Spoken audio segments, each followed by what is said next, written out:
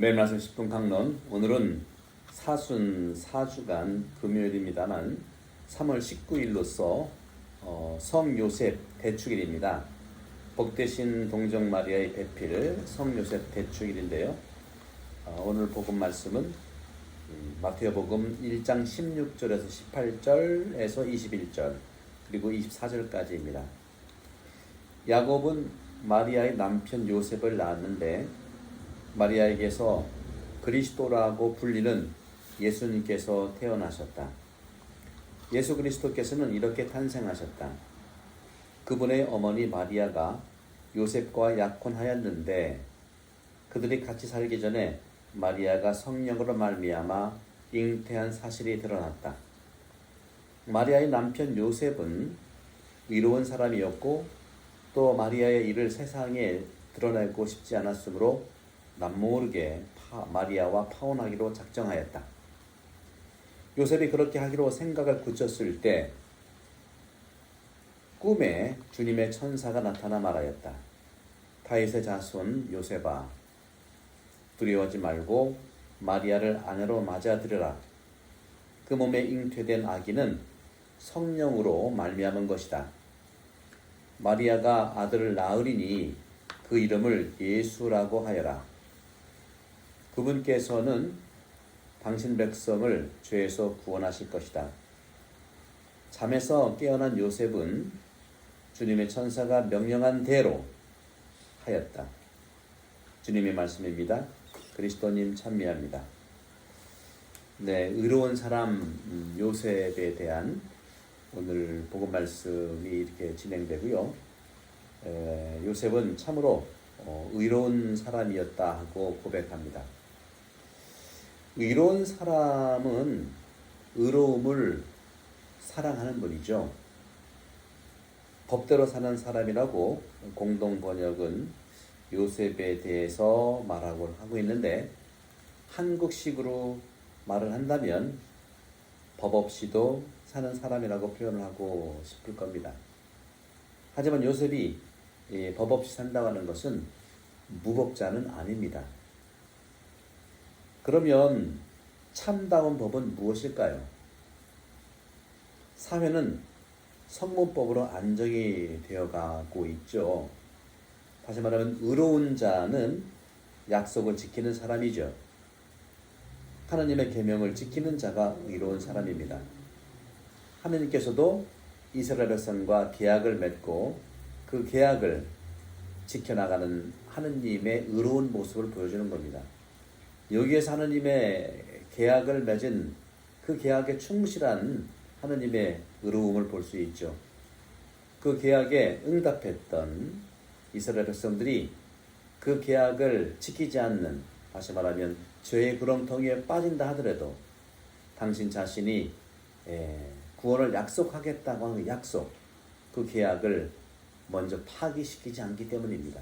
그런 것들이 구약에 계속 나오는 아담과 하와의 범죄, 카인과 아벨의 범죄, 그 이후로 이스라엘 백성들의 범죄, 이런 모든 것들에도 불구하고 이스라엘 백성을 하나님께서 계약을 맺으시고 구원하시는 한쪽 편에서 의무가 있는 그 계약을 이행하시는 편무계약의 모습 속에서 의로움으로 드러납니다. 하나님은 이렇게 자기 사람을 보호하고 미래의 메시아를 파견할 것을 약속합니다. 의로운 유다인들은 이 약속 계약을 잘 지키는 백성들입니다. 요셉은 이 작은 자들 가운데 하나입니다. 요셉은 두 번씩이나 하느님의 의로움을 실천하였다고 저는 해석을 하고 싶어요. 첫 번째는 마태복음 1장 19절에 나와 있는 대로 요셉은 바로 마리아의 일을 세상에 드러내고 싶지 않았으므로 남모르게 파혼하기로 작정하였다 하는 이 모습입니다. 또 한 번은 마태복음 1장 24절에 잠에서 깨어난 요셉은 주님의 천사가 명령한 대로 아내를 맞아들였다 하는 그 모습에서 저는 의로움을 느끼고, 그 의로움은 하느님이 인간에 대한 의로움이라고 저는 느끼는 것이죠. 마리아에 대한 일을 율법대로 처리하지 않고 남모르게 파혼하여 마리아를 살리고자 하는 이런 요셉의 자비로운 모습이 하느님의 의로움인 것입니다. 그래서 저는 이 사순시기뿐만 아니라 그리스도인들의 삶의 신앙의 중심은 바로 자비가 자리하고 있는 것입니다. 그러면 언제 우리는 자비를 베풀 수 있을까요? 맑은 그러한 삶을 살아가면서, 정화로운 삶을 살아가면서 바로 자비롭게 되는 것이죠. 따라서 저는 맑고 자비롭게라고 하는 이러한 하느님의 뜻을 따라서 살아가는 예수 그리스도의 마음이 바로 맑고 자비롭게라고 저는 말하고 싶습니다. 보통 스님이 평소에 맑고 향기롭게라는 그러한 가치로 스스로 사람들이 모여서 사단법인 같은 걸 만들어서 그런 활동을 해왔죠. 저는 예수님의 가치는 맑고 자비롭게입니다. 내 삶을 정화하고 내 생각과 몸을 맑게 한다면 바로 자비로운 삶이 드러나는 것이죠. 하지만 천사가 나타나서 마리아의 일을 요셉에게 알려주었을 때도 요셉이 남모르게 파혼하고자 하는 자기 마음까지도 포기하고 내려놓은 것, 그래서 마리아를 아내로 맞아들인 것, 바로 이것이 이 점이 또한 자신의 뜻을 내려놓고 하나님의 뜻을 따른다고 하는 의로운 사람의 태도인 것입니다. 우리도 여러 가지 성탄 시즌에도 요셉에 대한, 마리아에 대한 태도가 있었고, 또 사순시기에도 3월 19일이 요셉 성인의 축일을 지내면서 또 프란치스코 교황님께서는 올해를 요셉의 해로 정해서 요셉의 삶을 살아갈 수 있도록 우리를 초대하고 있습니다. 이처럼 요셉처럼 내 뜻, 내 결정을 잠시 미루고 주님의 뜻, 하나님의 뜻을 실천하는 시간을 봉헌하면 어떨까요?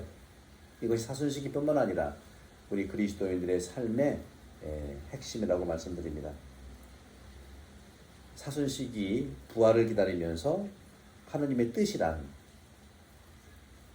바로 예수님께서 첫 번째 하나님의 하강이라고 할 수 있는 성탄절 6화, 말 냄새나는 밥통 안에, 즉 구유에서 태어나신 아기 예수님이 첫 번째 하강의 모습이라면, 두 번째 하강은 인간으로 오신 예수 그리스도께서 이제 우리 인간을 위해서 십자가를 메고 가는 그 십자가 길을 가시는 것, 이것이 두 번째 하강이죠.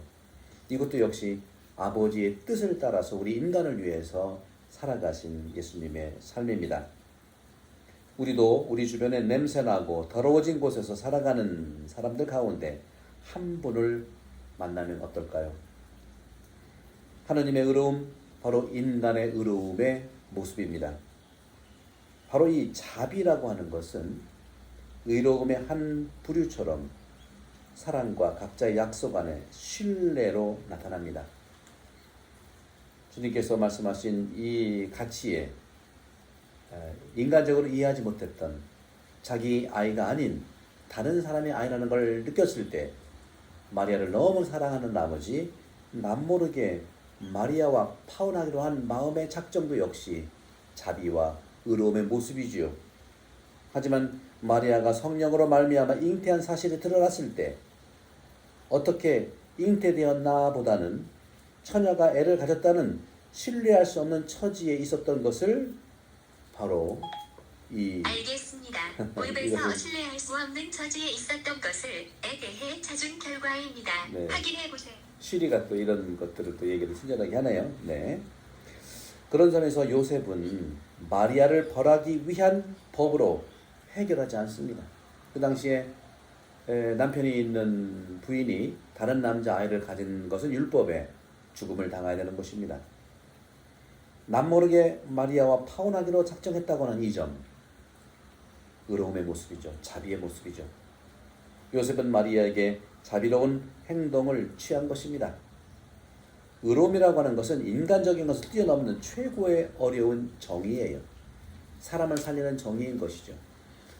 불의를 향해서 나가야 되지만 그 불의가 사람을 살리는 것을 바라지 않을 때 우리는 자비로움으로 의로운 삶을 살아야 되는 것입니다. 요셉의 의로움은 하느님의 정의, 하느님의 의로움과 같은 겁니다. 그렇기 때문에 요셉은 큰 상급을 받습니다. 이 상급이란 다른 것이 아니라 구원이고요. 그 구원의 신비를 얘기합니다. 곧 강생의 신비라고 하는 하느님의 최고의 신비 안에 요셉은 소개되고 있는 것입니다. 우리는 이 역사의 주요 요소에 들어 함께 한다는 사실에 주의를 기울여야 합니다. 우리 믿는 이들도 역시 예수 그리스도의 이러한 신비에 요셉이 함께 하신 것처럼 우리도 예수님의 신비를 요셉과 같은 마음으로 의로움으로 증거하는 그런 삶이 이 시대의 모습이지 않겠습니까? 따라서 우리의 삶도 하느님의 구세사의 신비 안에서 중요한 역할을 하고 있다는 것을 마음에 깊이 새겨야 할 것입니다. 율법 교사들은요, 스스로 의로운 자들로 불리고 있었고 그러한 사람으로 여겼습니다. 반대로 마리아는 처녀였고 하나님께 완전한 신뢰를 드렸지만 믿지 못하는 혐의를 받고 있었습니다. 이것도 역시 반대받는 표적이 되는 시대의 징표입니다. 우리 신앙인들도 이 세상의 힘에 반대받는 표지가 될 것입니다. 그래서 힘들고 어려울 것입니다. 하지만 새로운 계약, 하나님께서 예수 그리스도를 통해서 맺어준 새로운 계약, 파스카의 신비, 십자가에 돌아가시고 부활하신 이 새로운 계약, 파스카의 신비, 이 신비를 통해서 인간의 마음속에 당신의 구원과 사랑과 자비의 선물을 가득히 내려주신 것입니다. 우리 마음속에 숨겨져 있는 파스카의 신비를 살아갈 수 있도록 초대하시는 것이죠. 겉으로는 법적으로는 나타나지 않습니다. 하지만 신앙인들은 표면적으로 거짓으로 판단되고 이해되지는 않습니다. 하지만 하나님은 합당한 자들에게 숨겨진 당신의 진리를 계시할 것입니다. 그것이 인간적으로 억울해 보여도 하나님께서 우리를 통해서 예수님의 그러한 십자가 신비를 살아가도록 초대하는 의로움이죠. 바로 요셉의 의로움이 예수 그리스도 안에서 완성되는 것이고 우리도 역시 예수님을 믿는 한 분 한 분의 그리스도인으로서 요셉과 같은 의로운 사람, 또 의로운 자비를 살아갈 수 있는 또 이 시대의 또 다른 요셉이 되기를 축복하고 또 축복합니다. 많은 구독을 통해서 이 하느님의 신비를 전달해 주면 참으로 감사하겠습니다.